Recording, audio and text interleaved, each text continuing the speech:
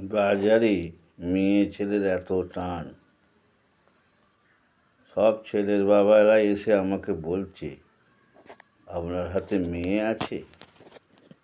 মেয়ে তো আছে, কিন্তু সবাই সরকারি চাকরি করছে চাই।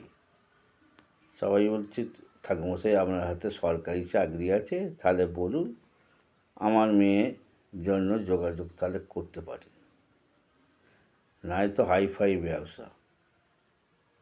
কিন্তু যেসব ছেলে আমাদের কাছে আসছে সব নর্মাল, কেউ ক্যালেট ক্যাবিস্তানের কারবার, কেউ ফার্নিচারের কারবার, কে মাছ বিক্রি করে, কে মহারাষ্ট্র, গুজরাট, দিল্লি ইত্যাদি জায়গায় সোনার কাজ করে। আবার এইসব বললে, না ঠাকুরমশাই বাইরের ছেলে দেবো না। আবার ফার্নিচারের ছেলের কথা বললেও, ফার্নিচারের কাজ এখন কটা হচ্ছে, সবই তো ফাইবার আর লোহার এইসব দিয়ে জানলা কপাট বানাচ্ছে। যা সালা, তোরা তাহলে কীরকম ছেলে দিবি রে বাবা? সরকারি চাকরি আজ আছে কাল নেই। এই তো 32,000 প্রাইমারি চাকরি বাতিল হয়ে গেল।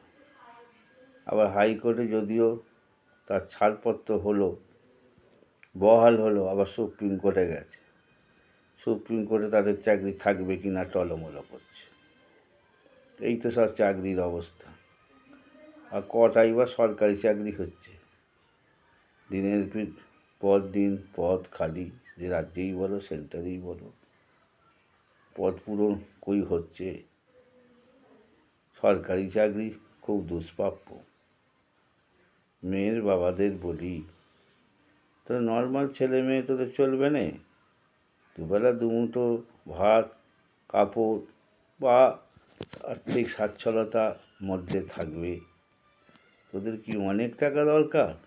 ও বাবা, না ঠাকুরমশাই, সরকারি চাকরি চাই। সরকারি চাকরি আমার কাছে নেই। মেয়ের বাবাদের বলছি, মেয়ের বাবাদের গুরুত্বই নেই।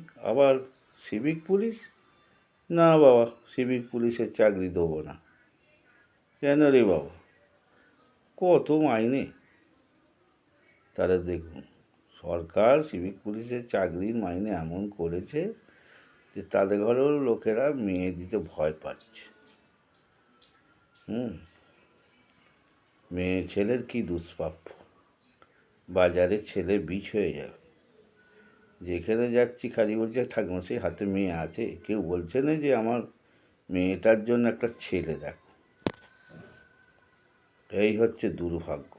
ঘটকদের কি দুর্ভাগ্য।